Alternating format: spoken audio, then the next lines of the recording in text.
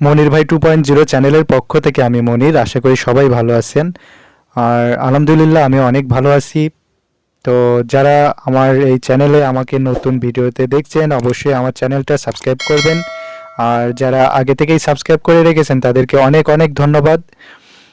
তো আজকের ভিডিওর বিষয় হলো নিজের ভিডিও যদি নিজে দেখি তাহলে সেখানে ক্ষতি বা লাভ। হ্যাঁ, সেখানে ক্ষতিও আছে আর লাভও আছে। তো প্রথমে আলোচনা করা যাক লাভটা কি।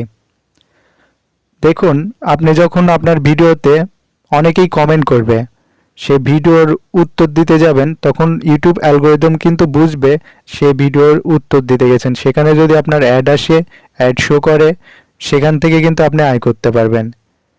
আর সেটা পজিটিভলি কিন্তু ইউটিউব অ্যালগোরিদম দিবে।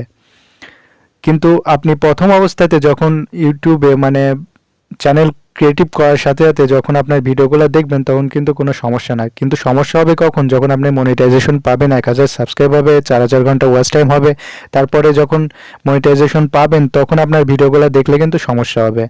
ভিডিওগুলো দেখতে আপনি কমেন্ট করুন, ঠিক আছে, কমেন্ট করতে আপনি ভিডিওগুলো দেখুন, ঠিক আছে, কিন্তু সেই ভিডিওগুলা পজিটিভলি কমেন্টে বা উত্তর দিলেন, ঠিক আছে, সেখানে আপনার মানা বা বাধ্যবাধকতা নেই, কিন্তু বারবার আপনি এটা করবেন তখন কিন্তু ইউটিউব অ্যালগোরিদম বুঝবে যে সেটা ইনকামের জন্য সে বারবার যাচ্ছে, অ্যাড পাচ্ছে কিনা, এটা পাচ্ছে কিনা এই দেখার জন্য যাচ্ছে। তখন কি করবে? আপনার ভিডিও র্যাঙ্কিংটা কমিয়ে দেবে।